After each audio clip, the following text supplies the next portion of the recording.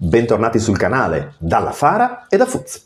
Oggi parliamo di uno dei pezzi longobardi più emblematici e misteriosi, la lamina di Agilulfo.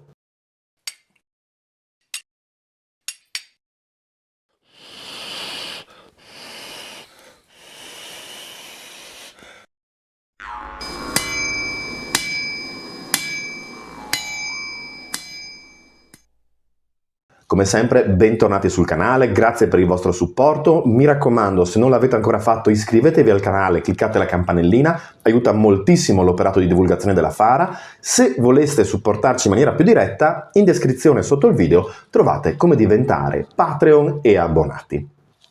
L'argomento di oggi parte in realtà dal termine del video scorso. La settimana passata ci siamo dedicati a questi falsi pezzi longobardi prodotti all'inizio del XX secolo e del tentativo di vendita a Londra di questi elementi, e nel descrivere queste riproduzioni abbiamo raccontato come dal punto di vista iconografico prendessero spunto da un pezzo già molto noto all'epoca, cioè la cosiddetta lamina di Agilulfo.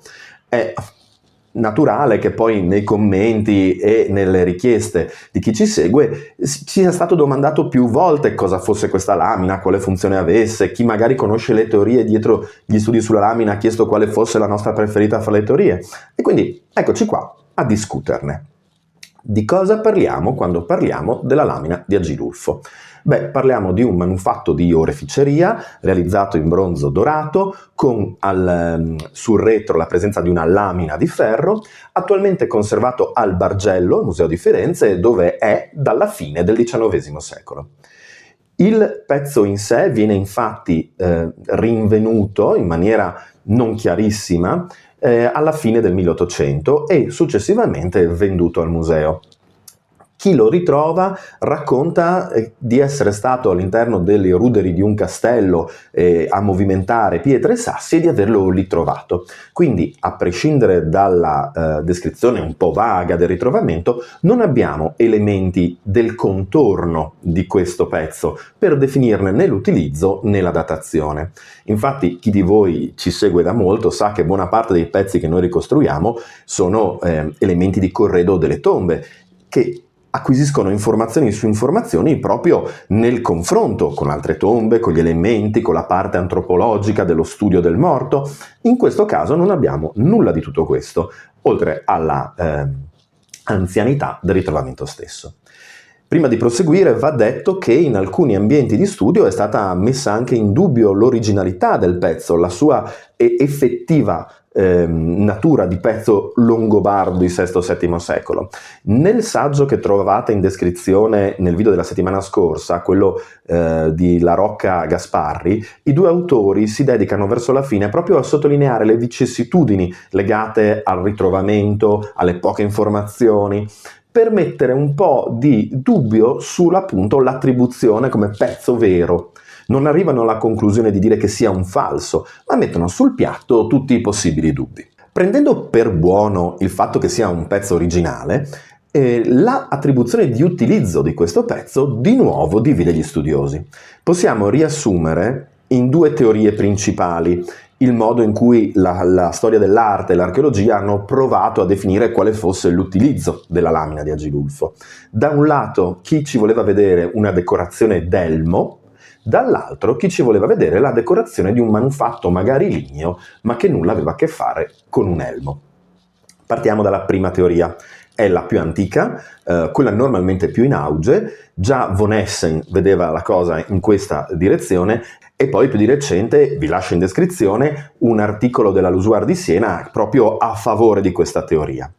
In questa teoria la struttura di questa lamina così singolare, circondata da fori su tre lati, con questi due archetti, avrebbe dovuto collocarsi su un elmo lamellare come quello.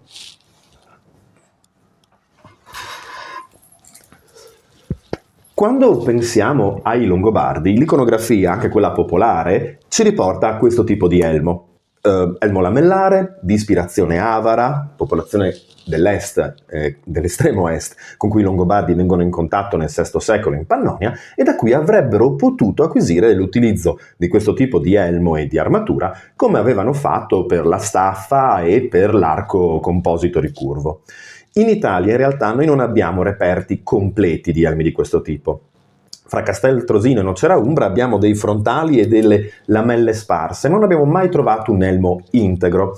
Ad esempio, l'unico lamellare che noi utilizziamo nella Fara, che poi è il mio ed è questo qui, riproduce un pezzo alamanno del sud della Germania, Niederstotzingen, dove l'elmo è completo, è addirittura completo di armatura, e viene appunto ritrovato nella tomba di un guerriero alamanno. Questa riproduzione è piuttosto datata, le nuove teorie vorrebbero anche i paragnatidi realizzati con la tecnica lamellare, dobbiamo sempre aggiornare questo pezzo. In ogni caso, la teoria che vuole la lamina di Agilulfo come decorazione d'elmo la vedrebbe quindi montata su questa parte dell'elmo. Vedete i fori, numerosi fori? L'elmo lamellare ha la sua caratteristica nell'essere adattabile e adattante al movimento, se parliamo di armatura, e alla forma del capo e alle imbottiture di chi la porta. Ecco quindi che la lamina sarebbe stata giustapposta in questa posizione, anche perché il numero corposo di fori presente sulla lamina sembrerebbe andare d'accordo con quelli che potete vedere qui, proprio per fissare il frontale all'elmo vero e proprio. Le curve andrebbero a corrispondere a quelle della parte finale, su cui poi la parte acuminata avrebbe dovuto fissarsi al probabile nasale. Come dicevamo, questa è la teoria più diffusa, quella più accettata, quella probabilmente anche più affascinante, diciamocelo.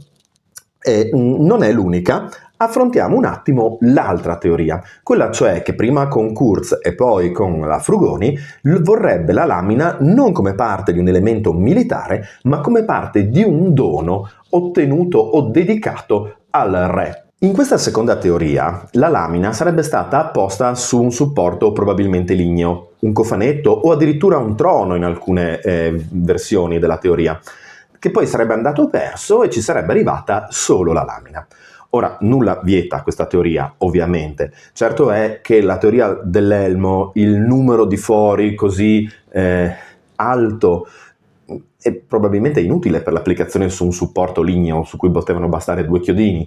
Ecco, ha sempre fatto propendere la stragrande maggioranza degli studiosi per la teoria dell'elmo. Questo non vuol dire che gli studi che invece supportano la teoria del dono decorato non abbia basi ovviamente di veridicità. Se ci avete chiesto, come è successo nei commenti, quale delle 2 teorie ci piace di più, come Fara ci piace sicuramente di più quella che lo vede come una decorazione d'elmo, ma proprio per i dubbi sulla teoria in sé e sul suo contrario, abbiamo sempre deciso di non realizzare mai una copia di questo elemento e soprattutto di non apporla mai né su un elmo né tantomeno su un altro tipo di supporto, proprio per non raccontare un falso storico. È quello che noi definiamo la responsabilità dei ricostruttori. Se noi cominciassimo a portare in giro un elmo lamellare con la riproduzione della lamina di Agilulfo, a chi dovesse conoscere quel pezzo tramite la nostra ricostruzione, quella sarebbe l'unica vera risposta. E invece il dibattito è ancora aperto. Cosa rappresenta questa lamina e perché la chiamiamo di Agilulfo? Beh, la chiamiamo di Agilulfo per un'incisione presente sulla lamina stessa e con un caso un po' particolare, cioè l'iscrizione che presenta appunto il nome di re Agilulfo è al dativo, cioè quel caso delle declinazioni della lingua latina che veniva utilizzato proprio per indicare il a qualcuno. Questo, a prescindere che si volesse vedere l'utilizzo come elmo o l'utilizzo come decorazione, ha aperto ulteriormente il dibattito sull'attribuzione di proprietà del pezzo. Il pezzo era di Agilulfo? Gli era stato donato? Quindi chi glielo donava aveva detto ad Agilulfo? Oppure era un pezzo che apparteneva a un fedele seguace di Agilulfo, che quindi, soprattutto nel campo militare e nella teoria dell'elmo, poteva dire che le sue vittorie erano dedicate alla vittoria di Agilulfo? Rimane anche di questo il dubbio. Quello che sappiamo è che la rappresentazione iconografica ci mostra questo re in trono, seduto con una spada sulle ginocchia, la tipica conciatura iconograficamente coerente col mondo longobardo, cioè barba punta e scriminatura nel mezzo, affiancato da 2 armati in piedi, di cui tra l'altro manca la descrizione dei piedi stessi. Secondo le teorie a favore dell'elmo sarebbe stato perché appunto tanto sarebbero stati ricoperti dalle ciglia dell'elmo. Accanto a questi 2 armati troviamo 2 vittorie alate, con tanto di cartello con scritto Victuria, che portano in mano anche una cornucopia in forma però di corno potorio, cioè le proporzioni sono molto piccole, non è una cornucopia di tipo classico. Affiancate alle 2 vittorie troviamo su entrambi i lati 2 individui maschili che si rivolgono al re in qualche modo, mentre il re è in una posizione parlante, sta comunicando qualcosa. Una figura è barbuta, quella alla destra, guardando frontalmente la lamina, l'altra invece no, è glabra, quella a sinistra. Infine, le ultime 2 figure su entrambi i lati che chiudono il corteo sono 2 figure umane che donano delle corone sormontate da una croce. A chiudere poi decorativamente la scena troviamo delle piccole torri di circa 6 piani che finiscono con un tetto a cono. Sulla interpretazione iconografica di questo pezzo si è detto molto, si sono visti i paragoni ad esempio con le coeve e precedenti opere del mondo romano-bizantino, e si è voluto vedere nel fatto che, parlando delle 2 penultime figure, una sia barbuta e l'altra no, e che siano entrambi seguiti poi da 2 corone, si è voluto vedere una specie di dedica dei 2 regni che stanno sotto Agilulfo, cioè il regno dei Longobardi, e quindi la figura barbuta, e il regno dei Romani, quindi la figura glabra. Ecco che però siamo appunto nell'ambito delle interpretazioni stilistico-iconografiche, ma su un pezzo che è un unicum. Abbiamo pochi, se non nessun, paragone a livello stilistico 1 a 1 con questo incredibile elemento. Uno dei dubbi, una delle domande che ci si potrebbe fare, soprattutto vedendo un contenuto così online, è quello delle misure. Ma quali proporzioni ha questa lamina in realtà? È troppo grande per un elmo? È troppo piccola? Starebbe bene su un reliquiario, su un cofanetto? La lamina ha delle misure approssimative di 18,9 mm per 6,7 di altezza. Se guardate il mio elmo, che però non è l'elmo su cui possiamo ipotizzare che fosse montato, è solo un elmo, e non siamo di fronte a uno standard nell'Alto Medioevo, nella produzione di elmi, ovviamente. La possibilità che 18-19 cm per 7 trovassero spazio in quella posizione esiste. Allo stesso modo non abbiamo motivi però per dire che una decorazione di quel tipo non potesse essere giustapposta su una struttura lignea di qualsiasi altro tipo. A me ad esempio affascina molto l'idea che se dovesse essere stato posto su una scatola lignea o sul trono, e quei 2 archetti potessero essere degli archi architettonici, cioè che poi la decorazione in legno rappresentasse magari il palazzo del re, ma quella è una mia suggestione personale. Le proporzioni sono compatibili con entrambe le teorie. Quello che sappiamo è che comunque al giorno d'oggi il pezzo, la lamina di Agilulfo o la lamina della Val di Nievole, come viene definita dal luogo di ritrovamento, è ed resta uno dei pezzi più iconici del mondo longobardo. Se noi mostriamo quella lamina e una fibula S, qualsiasi persona lo collega ai Longobardi. Scopriremo mai qual è la sua funzione? Probabilmente no, a meno di non avere la fortuna di trovare un reperto simile. E quindi un reperto che magari in un contesto di ritrovamento, con più dati, meno disturbato, con una storia di scavo più chiara, di lettura più semplice e lineare, ecco che allora potremo avere un termine di paragone.